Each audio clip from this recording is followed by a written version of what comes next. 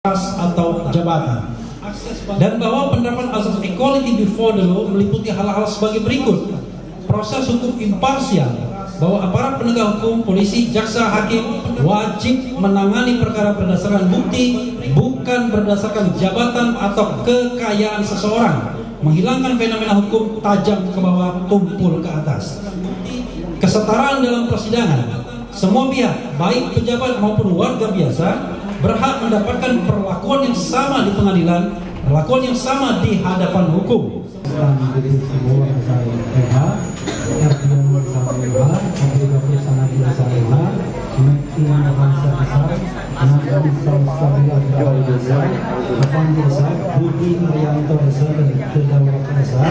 Advokat dan konsultan hukum dari tim advokasi litigasi keadilan dan HAM (TOPHAM), baik secara bersama-sama maupun sendiri-sendiri, dan juga membimbing solusi hukum dan kantor TOPHAM dengan alamat Arfahud dan seterusnya berdasarkan surat kuasa khusus nomor SKK-0-6/2026 TOPHAM tanggal 15 Juni 2026. Dalam hal ini termohon dikonfirmasi dalam permohonan pra peradilan aku, yakni KRMT Rosario Noto di Projo dengan alamat KTP Kompleks DPR RI dan seterusnya, dan untuk selanjutnya disebut sebagai pemohon,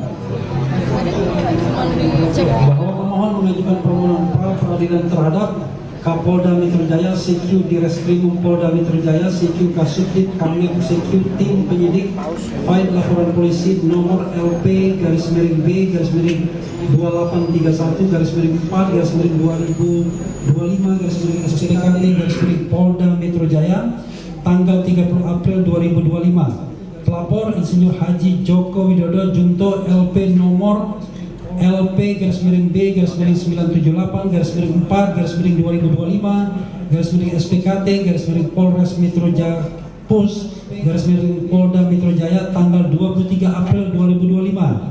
Pelapor Andi Kurniawan Junto, LP nomor LP-B-1387/4/2025/SPKT Polres Metro Jaksel Polda Metro Jaya tanggal 26 April 2025. Pelapor Lecumanan Junto, LP nomor LP-B-976/5 Romawi/2025/SPKT LP nomor LP Reskrim/Restro BKS Bekasi Kota Polda Metro Jaya tanggal 5 Mei 2025. Pelapor Maret Samuel Sweken Junto, surat perintah penyidikan nomor SP Sidik S/1.1/3147/7 Romawi/2025/Ditreskrimum Polda Metro Jaya tanggal 14 Juli 2025. Junto, surat penetapan tersangka nomor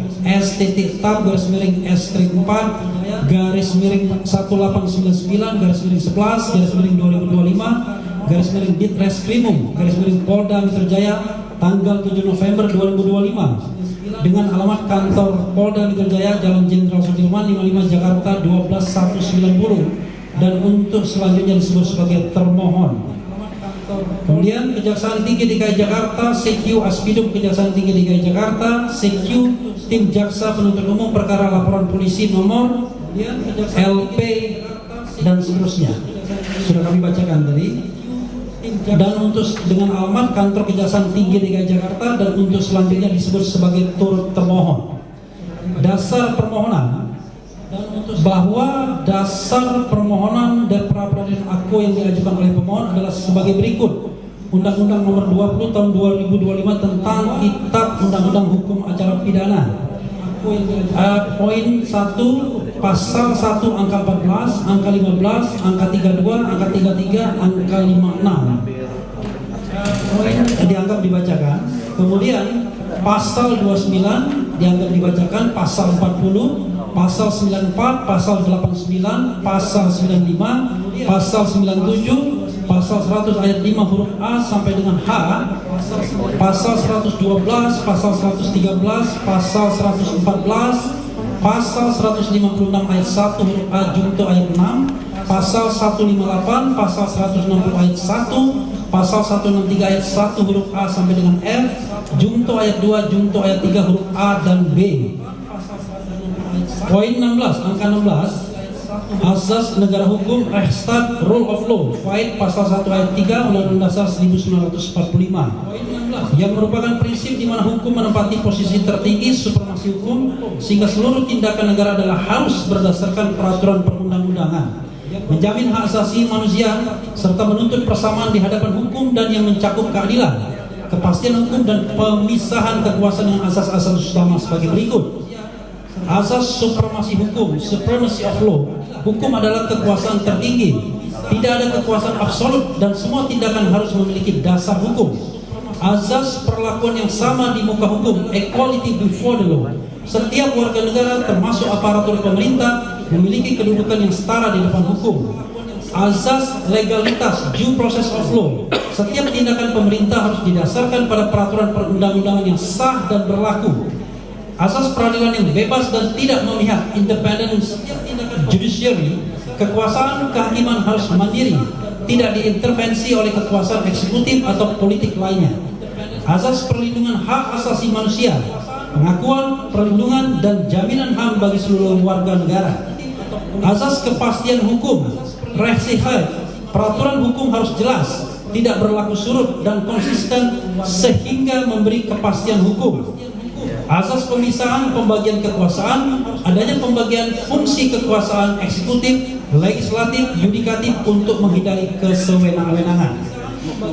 Angka 17, asas equality before the law, Fight pasal 28B ayat 1 junto pasal 28I ayat 2 Undang-Undang Dasar 1945, menjamin setiap orang berhak atas pengakuan, perlindungan dan kepastian hukum yang adil tanpa diskriminasi.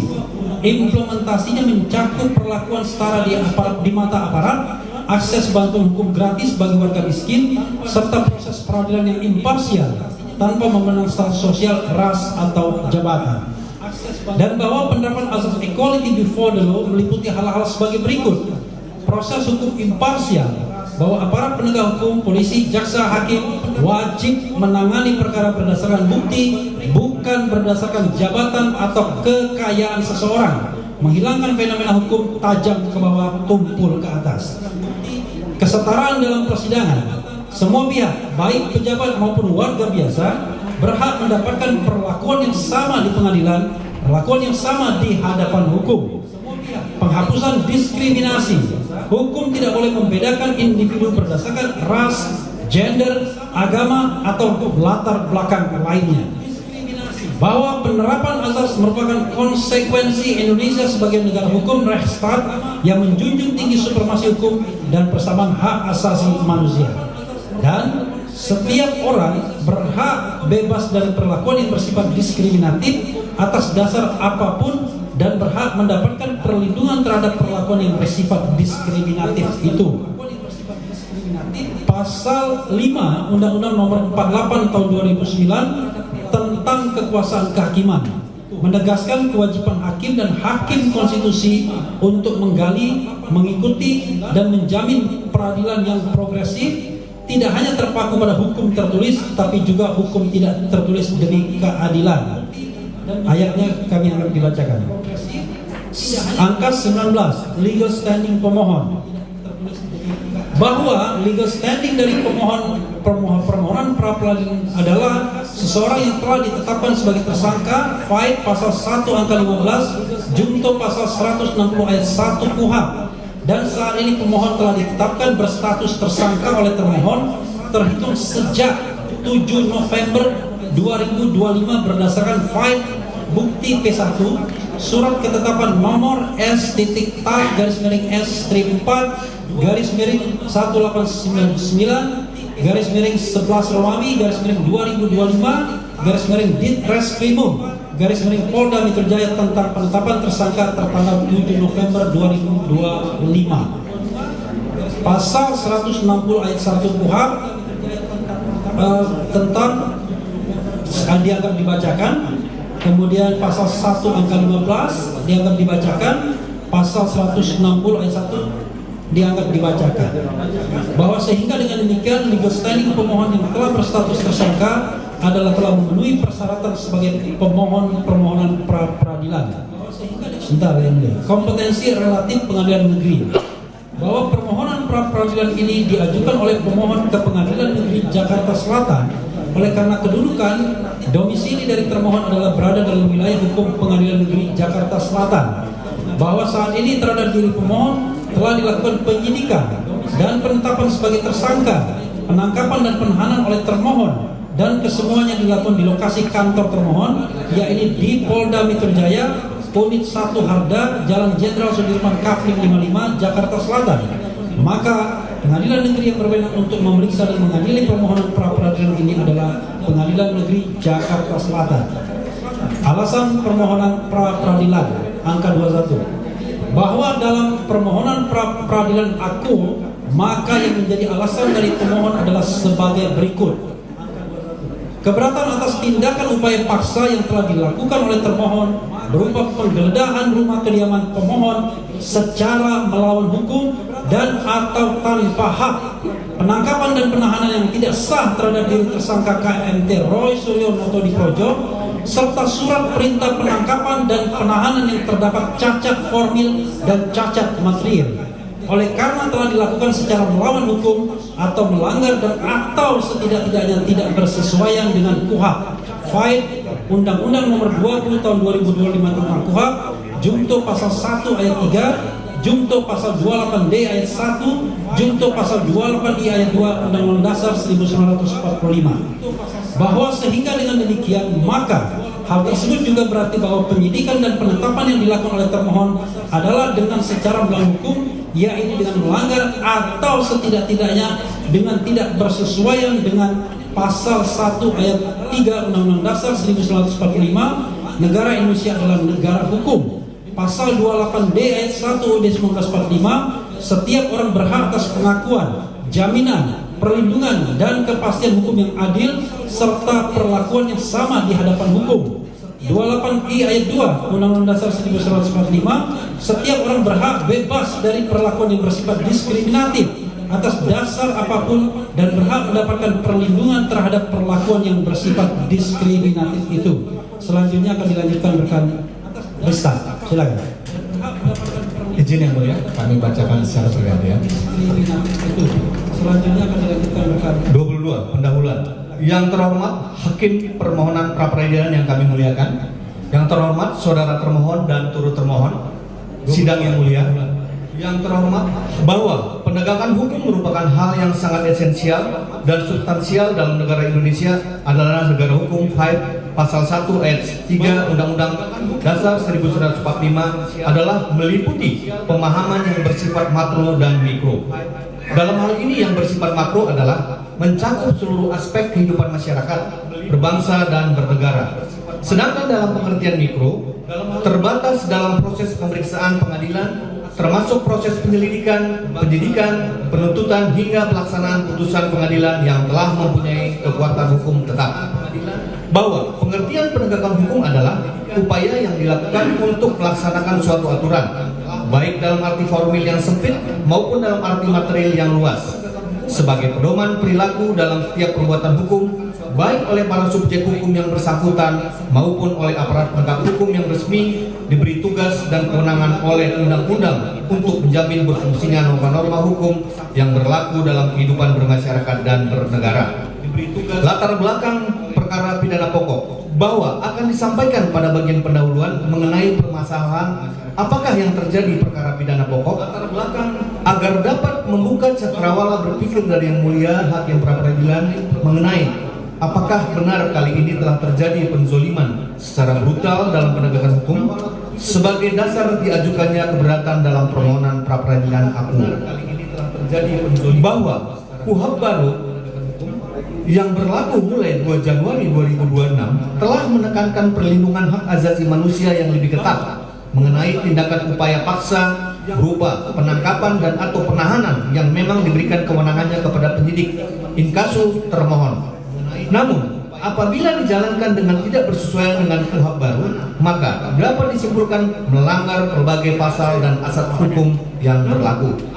Bahwa selain daripada itu, termohon sepatutnya pula memahami asas detention as a last resort atau penahanan sebagai upaya terakhir, yakni upaya paksa penahanan seharusnya hanya dilakukan jika benar-benar diperlukan dan seharusnya penahanan digunakan sebagai kebutuhan penyidikan, sehingga harus dimaknai adanya pelanggaran pula terhadap asas nemo judex in causa sua, atau tidak ada orang yang boleh bersikap subjektif, yakni penyidik inkasu termohon harus objektif dan tidak boleh menunjukkan subjektivitas.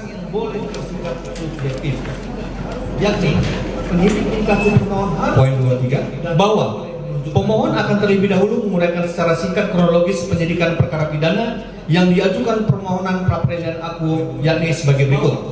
Pemohon akan terlebih dahulu bahwa Presiden ke-7 RI Insinyur Joko Widodo atau disebut Jokowi secara resmi telah melaporkan beberapa orang ke Polda Metro Jaya pada tanggal 30 April 2025 berdasarkan laporan polisi mana dengan nomor LP garis miring B garis miring 2831 garis miring 4 Romawi garing 2025 garing SPKT garing Polda Metro Jaya atas nama pelapor Insinyur H.